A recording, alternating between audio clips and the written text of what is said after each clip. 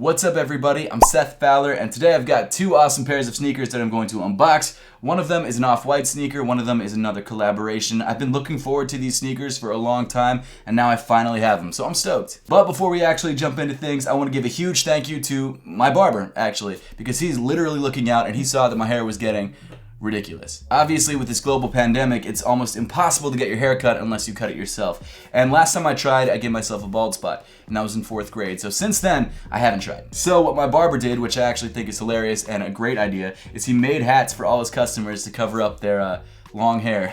Also, his name is Jordan and he's into sneakers, so we called it Hair Jordan. I thought that was awesome. I just love this dude, he's awesome. But as much as it sucks to not be able to get a haircut, it definitely sucks more to not be able to do your job. And he's not able to do his job because he literally can't be in contact with other people right now. So this isn't a sponsored video, he didn't ask me to do this, but if you guys want to support him by maybe following him on Instagram or even grabbing one of his hats, I've left a link to his Instagram in the top of the description. So Jordan, shout out to you, man. Thank you for the hat, it's sick, I love it, and hopefully things get back to normal sooner than later. Seriously, this hat was necessary. My hair is ridiculous. Oh, and one other thing before we actually jump into the main unboxing, I did just get the brand new iPhone SE in, as well as the Apple Magic Keyboard or iPad Magic Keyboard. Both things I have unboxed or will unbox on my second channel, so if you guys are into tech or just watching me unbox things, make sure to check out the link in the description below because I actually have a whole nother channel, not even related to sneakers. So if you guys haven't seen that yet, make sure to do me a favor and check that out. I don't know if you guys like red, but it's the red iPhone. I don't know if that's enough to make you watch the video, but I should be filming this video after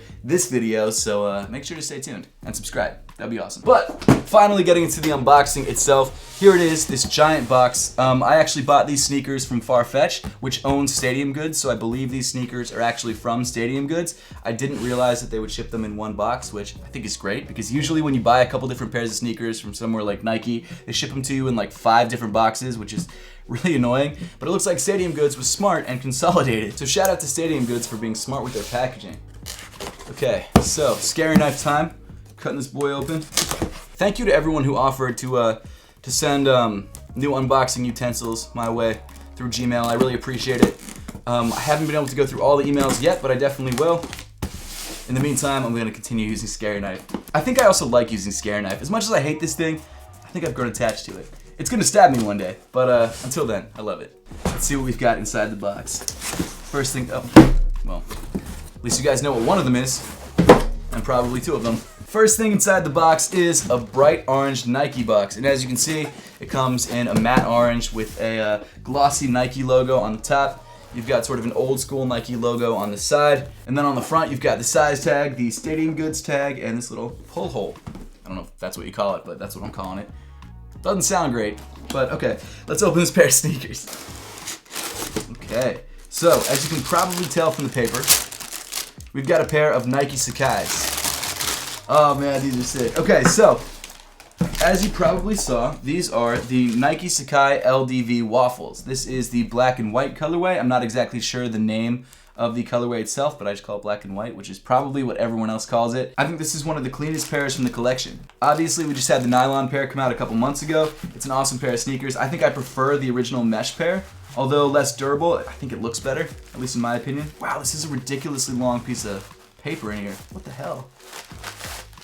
It's as long as the shoe, that's insane. As you can see, the shoe comes with 2 sets of laces woven through the eyelets. You've got a black pair and a white pair, and if you want to switch things out, they also give you a gray pair, but I feel like black and white's fine. It's already busy enough. I don't need to add, well, I guess you wouldn't add the 3rd pair in there, you just switch them out. I don't know, but I'm pretty happy with the black and white. I'm just gonna leave it at that. I love the retro runner aesthetic of this sneaker. It's obviously a mashup of 2 retro runners, so that's why it has that aesthetic, but I think it looks great. So if you don't know anything about Sacai, it's actually a Japanese fashion label or fashion imprint, I think it's called, created by a woman named Shitose Abe. And she did this collaboration with Nike, and her concept behind it was mashing 2 different sneakers together into one sneaker. And you can definitely see that inspiration come to life through the double Nike swooshes, the double mud guards, the double midsoles, which kind of extend out past the back of the shoe, which I think is sort of the signature detail of the sneaker. The sneaker also has 2 tongues, which you would think would get really thick, but they made the tongues thinner so they don't sort of overly compress your foot into the shoe, which I like. The upper is constructed mainly of this thin dark gray mesh, which you can actually see all the way through. It's just that. There's no layers underneath it, which is kind of odd for a pair of sneakers. Not only that, it also kind of concerns me when it comes to durability. I would be a little nervous that my toe might pop out of the shoe after wearing it for a year or 2. but we'll just have to wait and see. The mudguard comes in this black suede with this dark gray leather underneath, and then around the lace eyelets you've actually got the reverse of what you have on the mudguard. You've got the gray on top and the black underneath. The overlapping Nike swooshes are both leather. You've got one in black and one in white. And then moving towards the heel of the shoe, you've got another overlapping heel counter with the outer layer being black, I guess, nubuck, and the inner layer being sort of a dark gray suede. It's a really nice looking pair of sneakers, and what I love about this the most is even though you've got the colors sort of differentiating the different panels of the shoe, every panel has a different material. So on the toe of the shoe on the mudguard, the black is suede, but on the heel it's actually a nubuck, and then on the, I guess, lace eyelet area, it's a leather, maybe? Or no, it's a leather on the Nike swoosh. So the materials change up all over the shoe as well, which I think is awesome. Oh, and of course you've got the waffle racer outsole that resembles a waffle maker, because I believe the first outsole that Nike made was actually made in a waffle maker, or at least they were testing it in a waffle maker, so that's why this actually looks like that. It's a really cool throwback, and it's just a great looking shoe. I've changed my mind a lot about which colorway of this sneaker that I like the best, and I've actually owned a couple different colorways of the shoe. And over time, I went from liking the white colorway the best to the multicolor colorway, I think the purple and green one, to now leaning back towards the more simple colorway with the black colorway, which I actually think is the most wearable too because it won't get dirty as quickly. But overall, I think it's a great pair of sneakers, and I'm really excited to have it and rock it. So shout out to Farfetch for helping me out with this pair. Appreciate it. Okay, next pair. This is a pair of sneakers that I already had one colorway of, and I wanted a second colorway of. And as you can probably tell from this metallic, almost mirrored box with the holes in the side, it's a pair of off-white sneakers. So let's pop the top on this off-white Nike and see what we've got. Look at that. That colorway is sick. Oh man, look at that.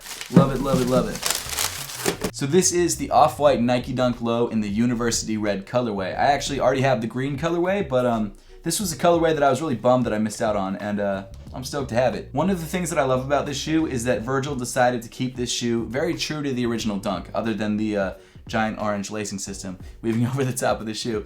But it's interesting that it came out right when Dunks were getting popular again. I feel like it's the perfect time for this sneaker to drop. This off-white Dunk colorway was inspired by the OG Dunk High from the Collegiate pack, and I think it's a great looking pair of sneakers. And I feel like they did a really great job sort of preserving the Dunk without changing it up too much. I mean, it is pretty different from a standard Dunk, but if you really look underneath this crazy lacing system, you can see that super clean University Red Dunk. But as crazy as I think this lacing system is, I don't mind it. I actually don't mind it at all. I think it really adds a very off-white flair to the sneaker. He could have just added the off-white text on the medial side, which he did. He could have just added the little orange tab there at the back of the Nike swoosh and just forgotten about this lacing system. But this really made this sneaker stand out and pop. Obviously, being an off-white sneaker, you've got the off-white zip tie, which comes in sort of a cream, sort of semi-translucent white color. And of course, on the laces, you've got the shoelaces text, which is actually pretty interesting because not only is it on these flat red laces, it's also on these tiny, thin, bright neon orange laces. I have no idea how they printed that on there. That's tiny. That's crazy. The leather quality on this sneaker is probably better than you would expect. It's pretty soft, it's very lightly tumbled, and it looks good. The colors are vibrant. I love the red with the gray. I like that they went with gray instead of white. Obviously, that's a choice that was made decades ago, but I think that Virgil was smart by keeping it the same. As I mentioned, you've still got that off-white paragraph printed on the medial side that says off-white for Nike, Nike Dunk Low, Beaverton, Oregon, USA, C 1985. An interesting detail is that the tongue actually comes in gray leather, and then around the edge of the tongue you've got exposed foam like most other Nike Off-White collaborations. And also, because this shoe is a Nike Dunk and not a Nike Dunk SB, it has the standard Nike Dunk tongue and not the super thick Nike SB tongue. So inside the shoe, if I can get this paper out, there we go. I've been having trouble with paper today, it's kind of annoying. But inside the shoe you've got this red mesh sock liner. You've also got this yellow insole that has sort of an elongated Nike swoosh and also some off-white Nike text on it. And then on the bottom of the insole, you've actually got the traction pattern from the Nike Dunk, which I think is super cool. I actually forgot that that was a thing. It's little details like that, man, that really make these sneakers for me. On the back of the shoe, you've got some more red and gray leather panels, and then you've got the Nike text right there at the top, printed in gray to match the leather. The outsole of the sneaker comes in this super vibrant and super bright University Red, which I think looks incredible. Red is my favorite color, so I think the shoe is just, like, perfect. I don't know why I keep doing that in videos. Why do I keep doing that? That's dumb. It's sneakers. We're talking about sneakers. We're not talking about French bread. I don't know why I'm doing All in all, man, I'm stoked on this shoe. I'm really excited to rock it. I don't know which pair I like better, whether it's these or whether it's the Nike Sacai's. I think they're both super clean, and I can wear these both on separate occasions. This has been a really great unboxing. Unboxing 2 sneakers, which I didn't think I was ever going to get, but now that I have them, I'm hyped. I'm so excited about these 2 pairs of shoes. These are sick. Let me know in the comment section down below which pair of these sneakers you like better. Of course, don't forget to check out my second channel, my unboxing channel, which is linked in the top of the description. And as always, thank you so much for watching. Make sure to subscribe if you haven't yet, and I'll see you all in the next one.